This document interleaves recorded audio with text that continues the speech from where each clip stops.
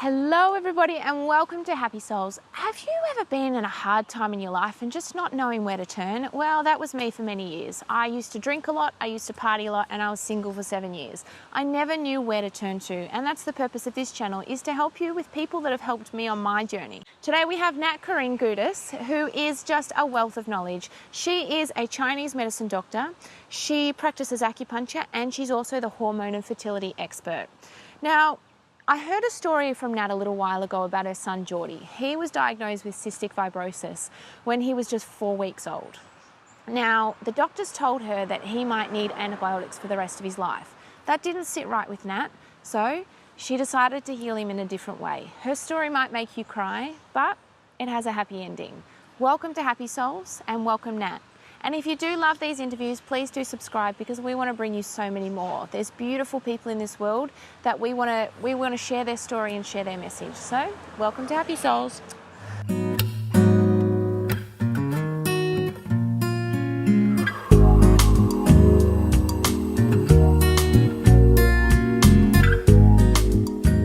And she is just a beautiful, beautiful, beautiful, beautiful human. Oh, gosh. Oh, stop it. I've been trying to interview you for ages. I know. So her story will absolutely blow your mind. So we want to talk about Geordie today. Great. Okay. And yeah, you just tell us, start from the start, Nat. Tell us all about Geordie because he's a precious little boy, He's a ball of energy. Yeah. So Geordie is now, he's nearly 7. He turned 7 in 3 weeks' time. I know, right? Oh, he was so little before. I know. They grow. He's like a real boy. They grow and then I think they get smelly and then they grunt and stuff. I'm not looking forward to that. But anyway, when Geordie was just 4 weeks old, he was diagnosed with a condition called cystic fibrosis. So CF, for people that don't know, it's quite a challenge. Their lungs don't work like yours or mine do necessarily. They have issues with basically taking salt in and out of their cells, which doesn't sound like, kind of like, really? What sort of impact can that have on someone? But basically, what that leads to is that mucus build up in the body. And when mucus builds up in the lungs, it can be quite damaging and cause things like scar tissue. And quite often these children need double lung transplants sort of early on in their lives, sort of around the age of 20 or so. So not only that does that happen, but also the mucus also it does block their pancreas, so they don't digest properly like you or I would do. And they are basically said to have a lot of challenges with their health. So failure to thrive, recurrent infections, just because the mucus for you and I is there to trap bacteria and get rid of it, but they can't do that. So if they are getting recurrent infections, very often they end up frequently in hospital to clear the infections and whatnot. So he was diagnosed when he was 4 weeks old, and that's the heel prick test that they do in the hospital. When you feel like it's just torture to your baby when they prick their heel. It's funny because you never actually really know what they're doing and what it's for until you ask the questions like, okay. Yeah, so that tests for one of, I think, 8 genetic mutations or issues. Wow. And CF is one of them. Yeah, so we found out when he was 4 weeks old, and that was a really interesting time. I'm fairly high energy, upbeat kind of person. It takes a fair bit to get me down. But I would say that it was definitely a low point. Not one of the lowest point in my life when he was diagnosed, because it's a really interesting thing. You've got a little baby, he's 4 weeks old. So just remember back. They have a personality, but not really. They just grunt and snuggle a whole lot. And I just remember after him being diagnosed, looking at him thinking, holy crap, I want to love the hell out of you, but I'm really scared because what happens if I do and then I lose you? Like, it's slightly different, I guess, from a loved one who's older, who's lived their life. You can kind of go, someone who's, when it's someone that's much older, it's devastating, don't get me wrong, but they've lived 60 years or they've lived 80 years or whatever that's been, and they've had an opportunity to do all the things that you've wanted to do or they've wanted to do. So that was a real challenge.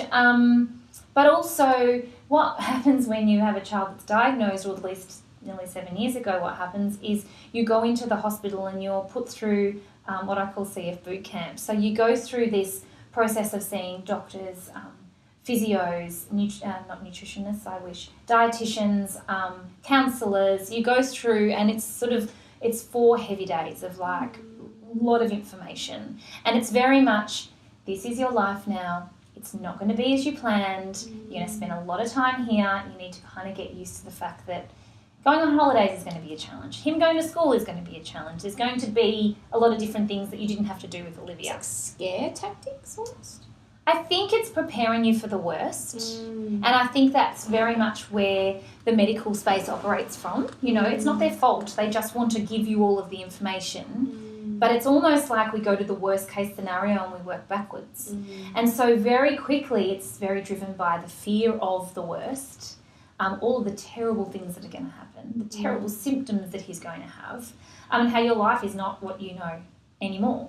And so, you know, I went through the motions, and I certainly can say it felt like I was just living in a black pit. Like, it was like, you know, you'd have 3 minutes of happy and then you'd be like, hang on a minute, there's something, what is it? Oh, that's right. That's not a dream, that's actually happened, you know.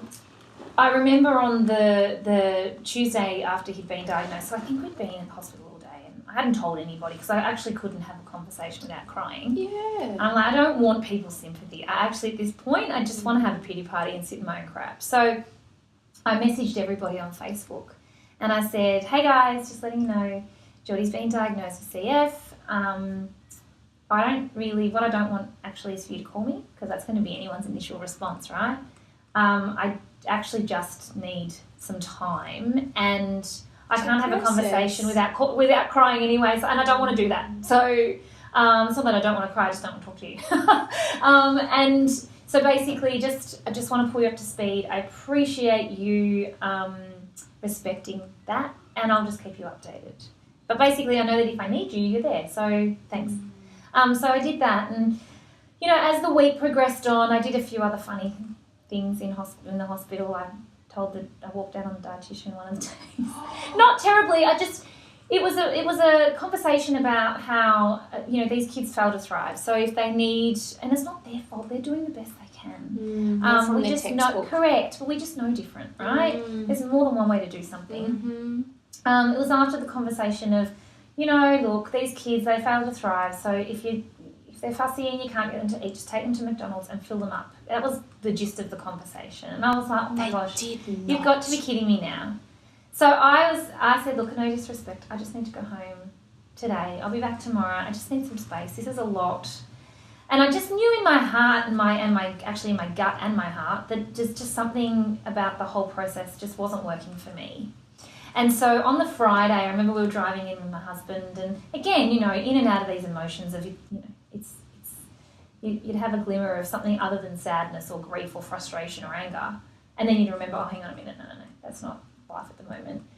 And we were driving in on the Friday, and I remember saying to Chris, what happens if this was actually going to be okay? And he was like, oh, okay, whatever, baby. Off you go, you know, and I was like, but what happens if, totally right, but what happens if it was okay? Like, what happens if we made it okay? And he was like, well, I don't know, it's not really a reality. I think he's going to be very sick, and, you know, he's not thriving, and he was like a scun rabbit. Like, if you look at pictures of him, he had no body fat whatsoever. And I remember when he was born, and everyone kept saying, oh, he's prem, and I kept saying, no, it's his due date, but everyone kept saying, oh, he's prem, and blah, blah, anyway. So we went in, we sat with the doctor, and, you know, as a mum, when there's something comes over you that's bigger than you, and I said, we just need to have a conversation. We kind of need to be on the same page here. And he said, yep, couldn't agree more. And I said, I just can't follow through with what you're asking me to do with him in terms of his medication. And I don't know if it's changed. I don't keep my finger on the pulse, and I'll tell you why shortly. But the protocol treatment at that time was really heavy antibiotics for 2 years, and he was 4 weeks old. And I'm like, what about his gut? And he was like, we don't really look into the gut. That's not our area of expertise. At that time, had you studied the gut, or Yes. were you already practicing? Definitely. Yeah, this was 7 years ago. I've been practicing for nearly 15 years. So Amazing. I had half of my career so far to date under my belt. And I said, what about his liver? Like, he's like, again, we just care about the lungs. We just want to keep his lungs in pristine condition. And I said, look, I understand that. I really do. But I just can't do what you're asking me to do. It just feels like with every fibre of my being, just so wrong. And so I said, can I have some time? And he said, okay, well, what are you asking for? And I said, can I just have 1 year? If I can just keep him healthy for 1 year without antibiotics, I would be so happy. And he said, all right, you've got 6 months. I said, okay, fab. I can do 6 months, no problem. And so we went away, and it was just, all of a sudden, it was like I had this just little fibre of control. Just a little one, but I had it. And I very, very quickly learnt that I could either focus on how bad it was going to be, how sick he was going to be, and let that drive the show. Or if I actually started looking for evidence of health, he got healthier and healthier the more I looked for the health. Whereas the more we look for sickness, the more we find the sickness, the more pain we have, the more we hate, we hate on that. And so it was really interesting. And don't get me wrong, there were definitely days that were really hard, just because it's so unknown. They can't talk to you. They can't tell you how they're feeling. He can't say, Mummy, my tummy's sore, or he would cry or whatever, like a baby does. But his health just continued to blossom, like beyond to the point where, it got to being however long after, and his health is better than ours. So anyway, what was really interesting was that I emailed everybody back on the Friday, and I said, hey guys, on Facebook message, whatever it was, to everybody, I'm back. I have a plan. I feel really excited. I'm confident with what we're doing. I just feel like this is the right thing for Geordie. And what was really interesting is looking back, I didn't know it at the time, but looking back, I'd studied grief and moving through emotions, and I'd done all of that. But you don't necessarily realise you're applying it to life until you look back.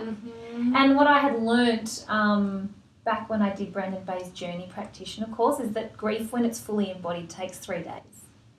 Wow. Like the process of grieving is a 3-day process when you fully embody it. And it was the Tuesday to the Friday. Write that in my notes, do that course, yes. Right? It was the Tuesday, just read the book. It's amazing. It was the Tuesday to the Friday, and it was it was quite like a light bulb moment when I was like, oh my goodness, I actually lived that. I did. It was really bad, like really bad. It was almost like I felt it with every fibre of my being, every emotion. And then came out the other side, took a bit of the control back, and Geordie's 7, he's never been to hospital. He's never been medicated. His doctors have been great. We're a bit cheeky. We kind of abuse the system a little bit. I try and avoid. We're supposed to be regular checkups in hospital. I just find that every time we go there, he catches some hospital bug, and it's like, this is counterproductive. And I, as his mum, can see that now, and I have enough confidence to go, no, And I'm not saying that that's going to work for everybody by any means. Your experience. That's just my experience with being able to take some of that control with, also coupled with my knowledge and what I do for work, But it was really interesting. And his doctors, when I first said, can I have 6 months? And basically he was like, if he gets sick, you are totally at my mercy. And I was like, okay, fine. But it was almost like every single day that I could get under my belt, I was like, it was win, a win. win, really little wins. But by the time you get to like 5, I don't know, he was probably 4. When he started kinder, I was like, oh, how's this going to go? New germs, like very different environment. He didn't even get sick. Really? I was like expecting frequent colds, no. I was like, and now if he does get sick, he tends to move through the motions even quicker than and by no means does he have a perfect diet. He's a 7-year-old. Yeah. And cesarean born, so there's evidence to suggest that these kids, their guts already a lot compromised. He loves the bland food. If it's white or brown, he'll want it. So, but again, small wins. He's a mad fan of chicken broth, chicken soup, Chris's mum's soup. So I'm like, that's all. That's pretty much what he grew up on. So small wins. But I really think that I don't tell his story because I think we're fantastic or because we've got it all figured out. Not by any means. But I think it's so important, no matter what our health diagnosis and prognosis is, that we start to look for evidence of the health and the well-being. And looking outside the square, like obviously that's something that you had studied and you'd already known about, but you challenged the doctors at that time. Yeah, totally. Well, it was a challenge for me too, because I'm like, I can't even believe the words that are coming out of my mouth right now. Like, you knew in your gut. I totally knew. And, there was definitely a conversation with my husband at some point where he said to me, babe, I just want to say you need to live in the real world. Like, are we being real about this? Are we being real about Geordie's health? And I was like, I hear that all the time too. I get what you're saying, but can I just adjust that reality when there's something to adjust it to? At the moment, we're anticipating again that he's going to get sick. I'm not going to live my life anticipating he's going to get sick. If I just anticipate that we all need to live our best life, then we start to do that. So again, I just think that no matter whether it's endometriosis or it's something that's more terminal, I still think we need to bring in health wherever we can. Absolutely. And that fear-based approach, I mean, I just can't wait till we get to a point where it's outdated. Yes. But I don't know if we ever will, because we love the drama and we love the fear. And I think that's not our fault, that's just how we're conditioned. What was the doctor's reactions when you came back to him after, 3 months, 6 months, a year, and he was thriving? Like, what were their reactions? I'll tell you something else funny that I did, something very naughty. So a couple of things. We ended up doing, so it's recommended that they do a lavage every year. So basically they wash the lungs out. They put them under general anaesthetic, they wash the lungs out, and they vacuum back out again somehow, which is a horrible thought. And then they test to see if there's anything kind of living in the really depths of the lungs, the lobes. We did the first one of those, and oh my goodness, it made him really sick. And I said to my husband, we're never doing that ever again. Like, that's ridiculous. If he's asymptomatic, why are we trying to make a symptom happen? Like, this is just makes no sense. If you're asymptomatic, your body's doing a job of working to the best of its ability. It's going to vary for everybody. And so we did that, and they wanted us to medicate because he showed some really small amounts of staph. Now, I refused the medication based on the fact that it was a really small amount, and he had been sick prior to that. So I was like, oh, that's just the tail end of that, but it brought it all back up again. Anyway, point being is that a few months later, he hadn't really grown. They weren't satisfied. And it might have been 6 months later. It might have even been a year later. Anyway, they had said, look, you still haven't medicated since we asked you to. We would really want you to do it. And so I was like, okay, sure. The one time in my life that I was like, and I'm not a good liar either. I can't look at someone and lie. Yeah, no, either. All right. So we go back to the hospital, and this is ages later. And, of course, he's gone through a growth spurt. So he's like, grown. And they're all like, oh, my gosh, look at him. And he was always, once he started taking, the only thing he does have is enzymes. So once he started having digestive enzymes, he was like, it was like this Buddha child, like going from this like runt to this Buddha. It was very funny. If I showed you some pictures, you'd laugh. And they said, did you use the antibiotic? Did you give him the antis? And I was like, And they're like, well, look, see, he's thrived now. And I'm like, damn it, I didn't do it. But I was like, see, that's why you don't lie. That's why you tell the truth at all times. We didn't need to. He wasn't sick. So I wasn't going to medicate for something that was, just a question of if or trial and error. Like, if I was going to do that, I probably would have tested somehow, even a cough swab or something. Anyway, point is, you just don't treat people. You be honest and you have open, honest conversations. And if your doctor doesn't listen to you, you need to find another doctor. Because there are doctors out there that will listen to you. And everyone resonates differently with different people. So don't get me wrong, like, really grateful for what they do at the Children's Hospital and the support that they give you, and they go and they do everything they can within their means. But for me, it wasn't enough. It wasn't enough, and I needed more. And I needed to explore more avenues. And we have the care of an integrative GP now who's absolutely amazing with Geordie. Every time he walks in the hall, she's like, oh, here's Geordie. She's like, we need to do a case study on this child. He's amazing. Like, she's excellent. So we've got her support between all of that. So it's not like we're just winging it. Was it hard for you to find her? It was a phone a friend kind of situation. Okay.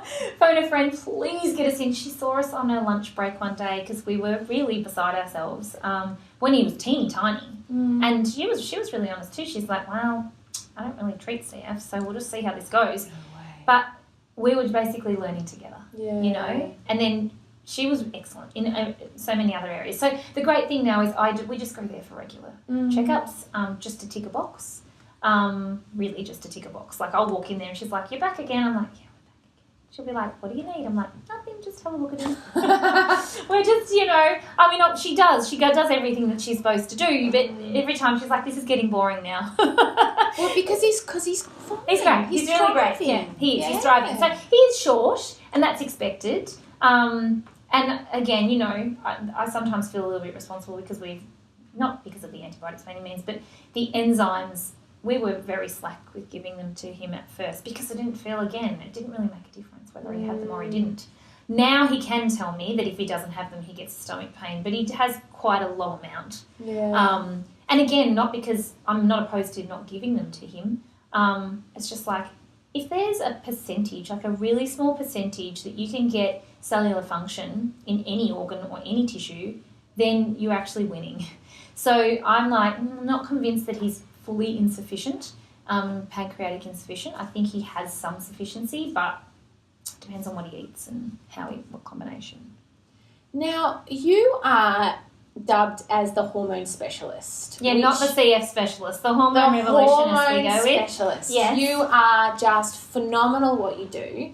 Can you tell us a little bit about Nat? Oh, gosh. Yeah, I want to know about Nat. Tell everyone about Nat. Well, like I said before, like I am that type A personality, go get it. You actually never stop. It's the best. I do stop. So you know what the funny thing is? Social media is such a pest for this because, I mean, we share stuff all the time, right? All the fun things, yeah. We all share the stuff positive, all the time. yeah. Well, the thing is now it's gotten to a point where if I share something that's not positive, there's like 745 text messages with "Are you okay?" which is lovely, but it's like, yeah, I was just being honest. That's what happens with me too. It's like I'm just being honest. It's just another day. I'm a human. Yeah. I'm not always happy. Like Totally. a lot of the time, absolutely, but I'm not always happy, and it's So okay. funny, And everyone goes, oh, social media needs to be more authentic, and then you share more of your authentic journey, and people are like, oh no, something's wrong with you. It's I like, know. Okay. I know. So Yeah. I was really fortunate to study Chinese medicine before it was kind of cool to study Chinese medicine. Back when it was really hippie. No one really did it. And again, just the whole process of all of that was just, I guess, I don't say right place, right time anymore because that's just how it was always going to be, obviously, right? But was fortunate to be able to come out, open my clinic, and I did it in a year where not many people did that for certain issues with universities and graduations and whatever. So we opened up the practice, and we're in Bridport Street in Albert Park. Originally, yes. So originally for 2 years we operated out of a room in Elstonwick. Yeah. And that was as I was finishing off. Oh no, I finished that off here. No, I didn't go back to school at that point. So I was purely herbal medicine for a while, and then I went back and did acupuncture. And so anyway, we opened up where we are now. We've been here for I think 11 or 12 years. That's I need to do the maths. I know, it's crazy. And we were just inundated with women who had all of these funky problems that no one could fix, and they were all hormonal. And I didn't feel equipped. I was like, I can't help you. I don't actually want to help you because hormonal women are like, that's hard. That's a challenge. I'm not really down with that. And so lots of chocolate, everyone.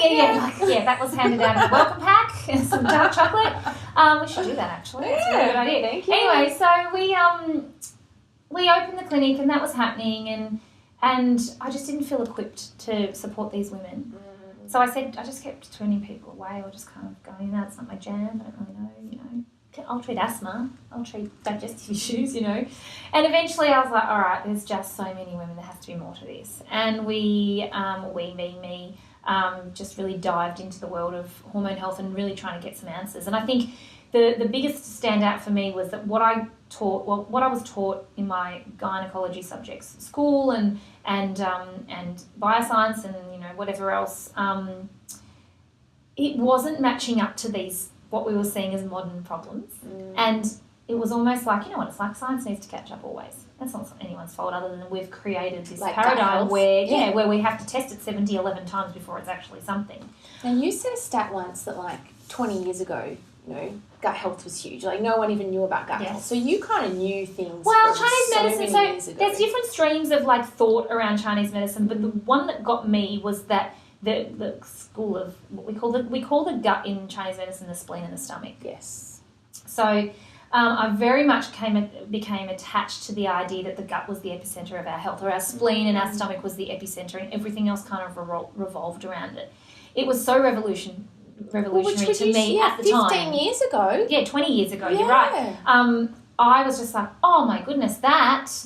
And I just held on to that. And that was it was logical. I'm a very logical person. Yeah. And so I just kept on that was always and always is in the back of my mind. I know that if I can make that work, everything works better. And that was my whole emphasis with Geordie as well. You know, if I can get that nailed, the rest will work, you know.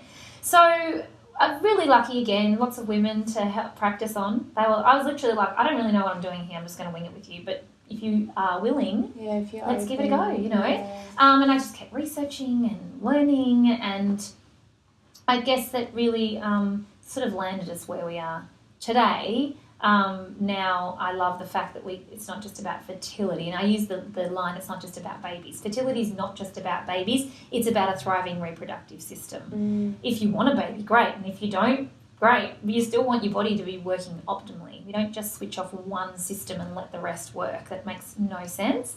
And not only that, it doesn't really work like that. You can't turn one off and then have the others working. So just really now, my absolute passion is helping women understand their bodies better. Again, not fearing the worst, not getting a diagnosis and going, oh my goodness, my life's over, because very rarely is that the case. And a lot of people do that with endometriosis as well, you know, that's linked to I can't have children.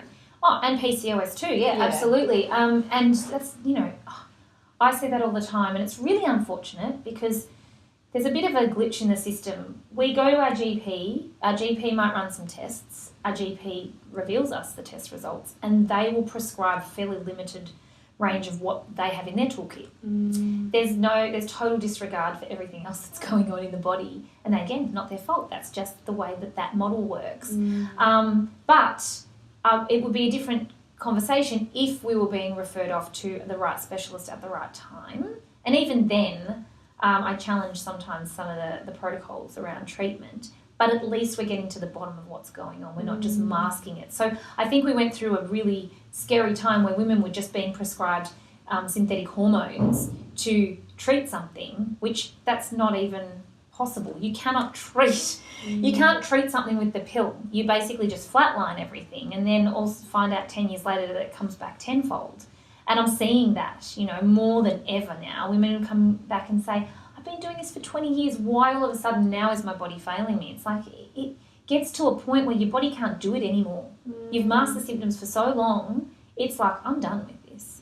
So I think just educating women that there's more than one way to do something, what's actually going on in your body, and I love to call it the everyday principle. So what can you do each and every day that's actually going to take your body towards health? Yes. You know, it's not what you do at your doctor's office, it's actually what you do when you walk out. Yes. Right? So how do we start to bring in simple understanding, first of all, and then simple day-to-day things that actually help us to be our best version of ourselves? Yeah. It's not the diagnosis. And what I end up doing is reading everything and going, oh, I need to do that. And I do 20 things. And you've told me off for this. I'll do 20 things in one day. Like, oh, no, I'm healthy because I meditate, I tongue scrape, I do this and I take this and I do this. And sometimes it's too much as well. Totally. So it's almost the simplicity of it.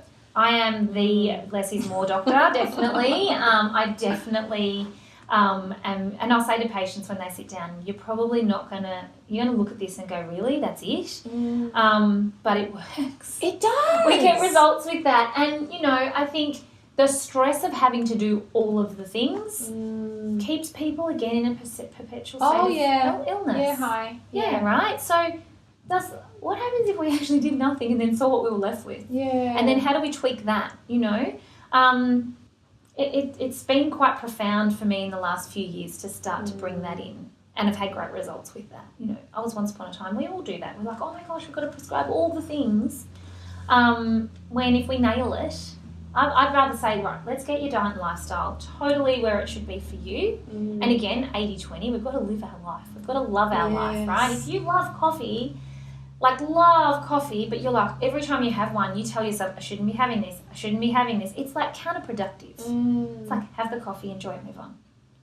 You know? Exactly. You're not drinking 15, if you're drinking 15 cups, it's a different conversation. Yeah. But if you're having your one... Still do the things that you love, like you are. Totally. So, I mean, we're not saying to go out and have benders every weekend. That's not what we're saying. But things that light you up, it's really important that we work out a way that we can still live our lives in a way that we want to wake up every morning. Yeah, we want to wake up. You know, eat the chocolate. Yeah. If you want to eat the chocolate, eat the chocolate. Move on. Now, another thing, the pill. Yes. You're not a huge fan of the pill. I stopped taking the pill, probably 5-6 years ago, Yes. before I had Axel. Mhm. Didn't agree with my body. And I never did. I always felt sick taking it every day. So, granted, I only have people that walk in the doors here that are having trouble. I don't see the people that are fist pumping the air going, I love my life with the Marina or the pill or the implant on. I don't see them. I don't know that they actually exist, but I don't see them anyway. I think the issue is that I'm not anti-pill. I get upset when it's used for a treatment, not a contraception. It's two different things we're talking about. If you consciously choose that's the best choice for you as a contraception, and you have all of the facts. So you're consciously choosing. That is actually, I get that it's going to do this, this, and this to my body. Like, I'm informed. I understand that it's going to upset my gut health. It's going to imbalance my hormones, that I could get blood clots, that migraines are going to be pronounced. Like, if I know the list of the 100 symptoms that potentially could present themselves, and I choose to take it, but I also look at some things that I can support my body and scaffold my body around taking it, is a very different conversation than you have PCOS, we're going to take the pill, and you go, oh, okay, I have to take the pill because I have PCOS. Yes. Two different things, right? So I'm not anti anything, because that would be silly. No, because we're all different by individuality. Correct, but I just really get upset when people are not presented with the information when they're being prescribed something. Yeah. Totally, and we like to do that too. Like, I don't really want to know, because that could be scary and bad. I'm just going to do it. And that's fine if that's what suits you. But then if you do have, an autoimmune condition pops up a couple of years later and you're wondering why, we've got to look at everything. Yeah. So I just think I have issues, and especially have issues for young women being prescribed the pill. It's like, if you have imbalanced hormones at the age of 16, A, that's really normal, actually. No one's talking about that. And B, why aren't they playing the game? If they don't balance themselves, what is that telling us? Do you have some type of, irregularity with your hormones? And really just using that as a motivation to look further. And also knowing your cycle, because there's different times in your cycle where you can't actually get pregnant. So it's knowing your cycle. Totally. I mean, I've been using fertility awareness method, which is not the Billings method. We're not just winging it. Forever. I have 2 children. They were conceived the 2 months that we tried for them, and happy days. Like, I don't want any more children, and I'm good. I would have liked a 3rd, actually, but I think... You never know, Nat. No. So the thing is... You still got time. Here's my dilemma. And I know that if I was in my absolute optimal state of health, I wouldn't be as concerned. But there's another chance of having another child with CF. So it's like, I've got a healthy one. Why would I gamble with that? You love your children too much, huh? Totally. Yeah. I think that's fine. And also, I mean, just from a work perspective, I'm not going to pretend that it's completely zen all the time. It's not. There's ebbs and flows. And I think that comes with running businesses and, writing books and whatever. So I just think that, I just don't know that would be the smartest thing to do. Now, talking about writing books, this is your new baby that's coming out in a couple of weeks. Yes. Beautiful You. Yes. Please tell us about this, because people need to be more educated on their hormones. Totally. I know I certainly do, and it's a never-ending goal. So please tell us about this beautiful book. And I'm very excited. So after all these women kept coming in with their fertility issues, I was like, if we fixed it before it was broken, and teenagers understood their bodies and why they had acne, or why they were gaining weight, or why they were depressed, we would be having a very different conversation. Yeah. And so it really motivated me to put this book into the works. So the last book I wrote was all around fertility and supercharging your hormones, no matter what age or stage. This is definitely targeted at the younger woman. So really focusing on reproductive and sexual health, empowering them, giving them all of the information. We go through everything. Not scared about talking about it either. Like, let's talk about it. Yeah. Why so the facts are the facts. Yeah. This is the thing. The facts are the facts. But I also think what's happened is our generation, I know my mum did the best job she could to educate me, but there are a lot of missing pieces because it was taboo to talk about it. Whereas, and which kind of led on a sort of you had to find your own way there. Yeah. Whereas, I hope, and it was really beautiful when I wrote this, my publisher's daughter read it, who was 15. Did she? And she was like, Mum, you have totally missed so much stuff. And I was like, that's a really great feedback. Yeah. We've surveyed women and really got some really interesting results around what young women know, what mothers know. 80% of mothers are dissatisfied with what their children are being taught at school in a way that they don't think they get enough information. Wow. The statistic that really bothers me the most was over 30% of young women were Googling to get answers on sexual health. And that poses a problem for me because if you think about what they're finding porn. So they're looking at porn as their normal, thinking that's and then creating this expectation that that's what it's going to be like, and it's not. So, you know, it's just creating some conversation. So we talk about, I know a 14, unless I actually let's just put that out there, I am totally going to change the way that women look at their hormones. I initially don't expect 14-year-olds to run out and buy this, but I know their mothers will. Yes. And so it's really speaking to the mother and saying, hey, we need to lead by example. We need to be empowered. Read it first and please hand it on to your loved ones. And empower your children to come and talk to you about things. You know? Absolutely. So that's the whole gist of that. But, you know, like I said, 14-year-olds don't care about having babies, but they'll care about acne. They'll care about painful periods. They'll care about their hair falling out, let's say. It's about, you know, how we look, right? Of course. And that's fine. That's normal for that age. So I've spoken to that voice, but then I've been able to intertwine everything else in. So we go through emotions. We go through diet. There's recipes in there for really easy recipes that a 16-year-old, say, could make. We go through charting the menstrual cycle. It's all there. I hope I haven't left anything out. I'm pretty sure I haven't.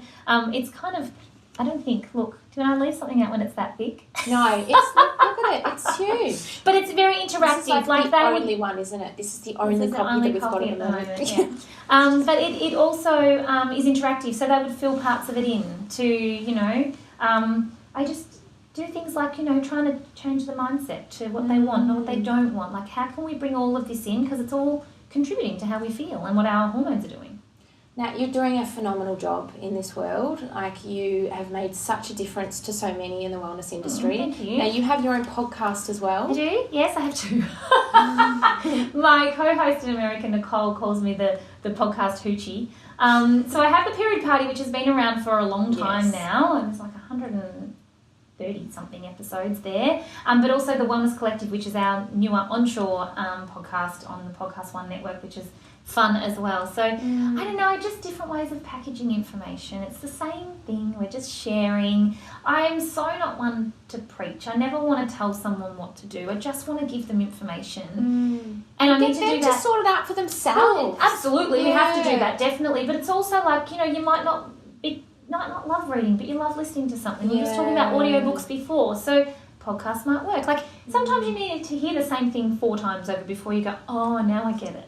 What are the 4 things? Now, you have a company, Your Nuts company, yes? Go Nuts. Yo Nuts. Yes. Yo Nuts. Yes. What are the 4 things that people should have on a regular basis for their gut health? Okay. And hormone health? Okay, so when it comes to hormones, like I said, the gut, like everything, it's the epicenter. So fat and protein at every meal is so important. Your hormones are made of fat and protein. Yes. So that, for me, is a game changer. From a Chinese medicine perspective, we're all about maximising digestion. So cold, raw foods for someone who has digestive challenges are just, for me, a hard no. I can only eat warmed foods. And it's changed my life. Yeah. I don't have gut issues. Because the thing is, it's cool to have smoothies and salads.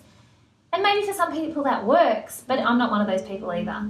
So warm cooked foods where possible really helps, it's all about also getting your right, obviously, bacteria balance in your gut. So pre and probiotics. Prebiotics are just as, if not more important than our probiotics. We've got to feed the garden, yeah?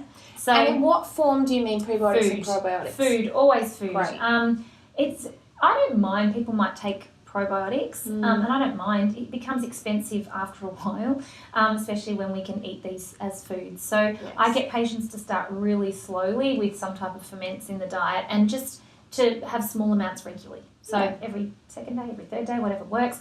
And then your prebiotics are actually really important. So asparagus and people that can tolerate onions, artichokes, slippery elm, psyllium, these things are all prebiotics that help just to eat feed from the land. Yeah, absolutely. Yes. And then that whole aspect of gut permeability, so making sure that the gut's nice and sealed. So this is where your soups, stews, broths, anything slow cooked is a big tick on my list to help with that, because you're going to get that beautiful gelatin from from the bones. So slow cooked definitely ticks boxes. You know, and who doesn't love the slow cook? You just chuck it all in there. I know, it's so easy. Like, put it on in the morning, come home and it's done. Yeah, absolutely. Yes, winning at life. Easy. So that'd probably be my 4 things when it comes to gut health. Yes. And improving gut health. One other thing that I haven't said, can I have 5? You can have 5. You can have 6 if you want to. Stress is just such a fizzer. Like it impacts the gut just like inflammatory foods. Yes. Sugar, gluten, dairy. So, and you know, the amount of people that say, I'm not stressed, but they don't probably realise that stress is more than just running late or being busy. Stress is, you know, so many things. It's stressful to drive a car. Even though you're on autopilot, it's still actually a stress. Your body's going through a stress response. So something like that's really important. And so, and just minimising the inflammatory foods. Sugar, and what are the... Yes. Sugar, gluten and dairy, the good ones, the ones that we could, like, eat forever. Forever and ever. I actually stopped eating sugar on the 1st of September and I've barely had any since. Amazing. But I incorporate more carbs into my diet. Now, I'm not talking about breads and pastas. I'm talking about whole foods. So more potatoes and pumpkin and sweet potato. And it's changed my body. Like, it's changed it's everything. Wild. Who knew? Yeah. Cooked foods. They can change your life. Yeah. But this is all information that people don't know. And it's taken me 10 years of reading it and going, that's great, but that won't do anything, or that's great and that won't do anything. But it's like people coming to see you and coming to see you and going, you need to do this, this and this. And you're like, yeah, okay. But it's the small changes that people need to make in their life. And that's what people aren't willing to do, because if there's donuts there, I know. or if there's, you know... I think if you haven't had things like that for a while and then that's options presented to you and you take the option, you feel horrible anyway. You know, once you go one way, it's hard to go back the other way. Occasionally it's fine. Even with Axel, you know what? If you're in a party, no worries. But tell me how you're feeling after. How's that going for you? Yeah, how's that working for you, buddy? I got a sore tummy. Yeah, really? Funny that. Really? I didn't know. But also empowering them, like, you have a sore tummy because you just ate all those lollies and that's not something you're used to. So maybe next time choose a few, not the whole loot. Have a banana. Yeah. Or an apple. Or make sure it's cooked. Or something, yes.